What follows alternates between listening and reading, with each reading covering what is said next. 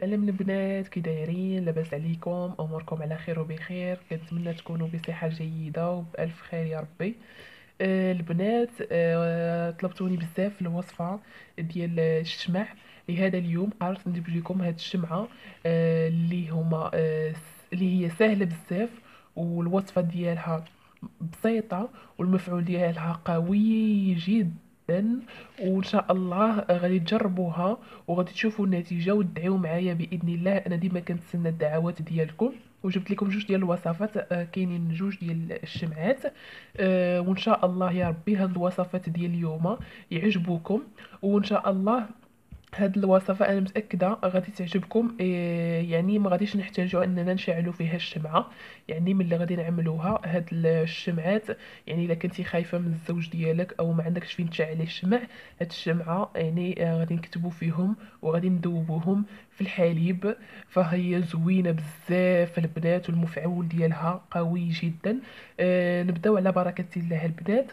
الوصفة غنحتاجو فيها 3 ديال الشمعات بيضين.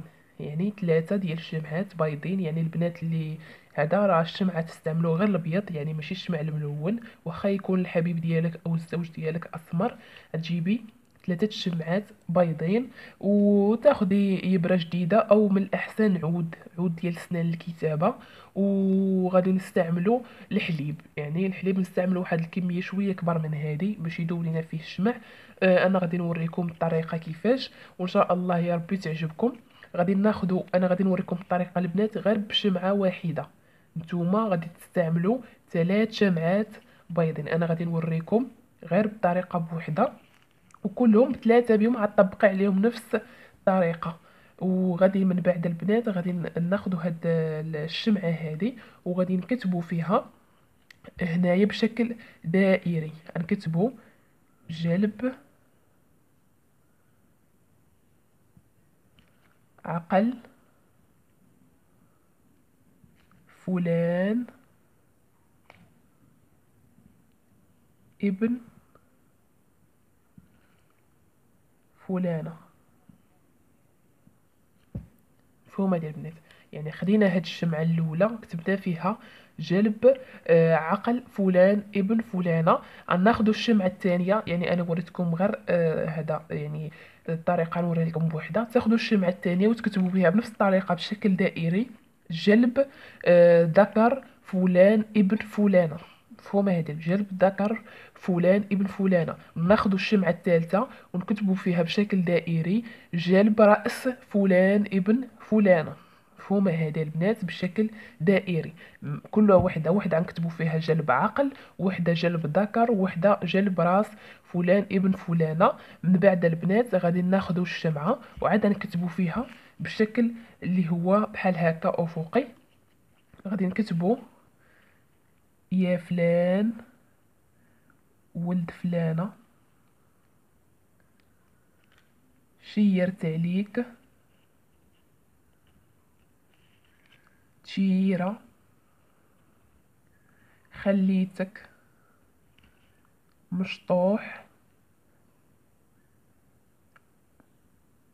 ومردوح. حال النعش بلا روح، وبحال الكبش المذبوح، وبحال الخبز المطروح اللي مقابلاه مولاتو تبكي وتنوح. طيعني ما طاع القلم الفقيه، وما طاع الغنم للسارح. إلا مشيتي واش قديتي؟ العقل والروح والذكر مع فلانة بنت فلانة، غير سكيطة اللي كيطا يعني البنات هي الجسد.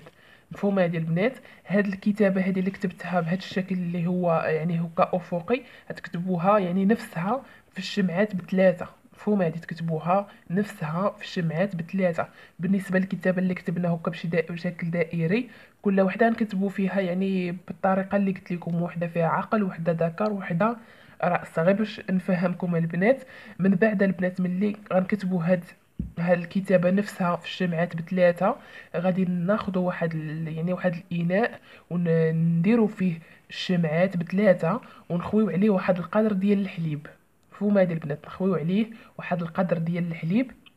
ومن بعد من نخويو عليهم الحليب، غادي نمهلوا البوطه مزيان ونحطوهم حتى يعني نحطوهم يبقاو تما، يعني باش يسخن هذاك الحليب. وناخذوا واحد العود يعني يكون شويه كبير، عود، ونبقاو نحركو. مفهوم هذه البنات؟ نبقاو نحركو، وحنا كنحركو وحنا كنقولوا ما رانيش نحرك في الحليب، راني نحرك في قلب وعقل وذكر فلان ولد فلانه، ما يرتاح، ما يجيه نعاس حتى يجي يبوس الركبه والراس.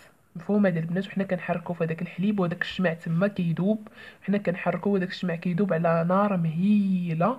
وملي يبدا هذاك الحليب البنات كيفيض، ملي يبدا الحليب كيفيض يكون الشمع بدا كيدوب، تبقاو مثلا الحليب كيفيض بحال هكا، تبقاو هو كيفيض وانتم كتحيدوه وتوليو تردوه، هو كيفيض وانتم كتحيدوه وتوليو تردوه. كنتمنى تكونوا فهمتوني، حتى يكون هذاك الشمع كامل داب في هذاك الحليب.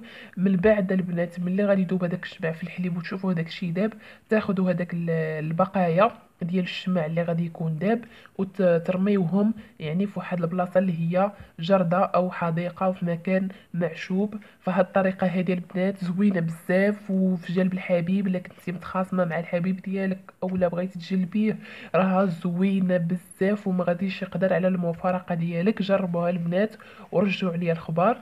ندوزو دابا البنات للطريقه الثانيه.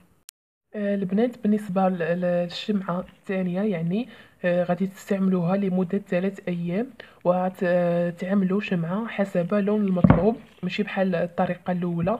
إلا كان يعني الحبيب ديالك أبيض تستعملي شمعة بيضاء، ولا كان أسمر يعني تستعملي شمعة حمراء. فهما هذه البنات. هاد الطريقة حتى هي زوينة بزاف البنات ومجربة. وغادي تستعملوها لمدة 3 أيام، وإن شاء الله غتلقاو واحد النتيجه اللي هي زوينه بزاف، خاصه اللي كان متخاصم معكم غادي يجي حتى لعندكم يطلب ويرغب. هاد الطريقه البنات غادي البنات كتبوا في هذه الكتابه اللي غادي نقول لكم. نظرا للوقت ما غاديش نقدر نكتب قدامكم، ولكن الكتابتان بجوج راني غادي نخليها لكم في صندوق الوصف. غادي تكتبوا على هاد الشمعه الثانيه: شطحتك وردحتك يا فلان ولد فلانه بالورد المورد، في الليل ما انت جالس، ما انت في السما، ما انت في الارض، ما تشوف لا في الطويله لا في القصيره، ما تشوف غير فلانه بنت فلانه والحصيره، خدودي تفاح وكتافي لواح، وفلان ولد الفلانة ما يتهنى ما يرتاح إلا إذا جا عند حجري وطاح. مفهوم هذه هي البنات؟ هذه هي القراءة اللي غادي الكتابة اللي غادي تكتبوا على الشمعة. تكتبوا بواحد العود، من الأحسن عود أو إبرة جديدة. من الأحسن كنفضل أنا أنكم تكتبوا بعود ديال سنان. من بعد البنات غادي دهنوها بشويه ديال العسل. مفهومه ديال البنات؟ وتمرمدوها في القرنفل وشويه ديال السكنجبير يكون مطحون. السكنجبير يعني الدول اللي ما البنات اللي ما غاديش يفهموني، هو ديك الزنجبيل يعني مطحون. تمرمدوها فيه يعني تدردروا عليها شويه ديال من بعد ما نكونوا دهناها بالعسل، شويه ديال القرنفل وشويه ديال الزنجبيل مطحون. هذه هي البنات الطريقه الثانيه. وتشعلوها وتعاودوا ديروها لمده 3 أيام. مفهوم هذا البنات؟ ديروها لمده 3 أيام كل نهار وحده، وغادي نشوفوا النتيجه. هادو هما الطرق البنات. لا بالنسبه للطريقه الاولى النتيجه ديالها زوينه بزاف، ولا بالنسبه للطريقه الثانيه كذلك راهم زوينين. وخدموا البنات، ما تبقاوش مربعين يديكم، خدموا الشمع راه النتيجه ديالو مبهره. وان شاء الله هاد الشمعات هادو يكونوا عجبوكم وتستافدوا منهم وتعاملوا بهم. بزاف البنات يقولوا لي بانهم متخاصمين مع الحبيب ديالهم، اللي يعني ها الفرصه جات عملي الشمع راه زوين بزاف، واخا يكون متخاصم معاك غادي يجي بزز منه. هادو هما الطرق البنات، كنتمنى يكونوا عجبوكم. اللي محتاج شي حاجه يكتب ليا، وانا غادي نحاول نرضي جميع الطلبات ديالكم. البنات مهم نخليكم هاد الساعه على خير وبخير، وما تنساوش على انكم تابوناو في القناه ديالي وتفعلوا زر الجرس باش دائما يوصلكم الجديد. وبسلامه عليكم هاد الساعه.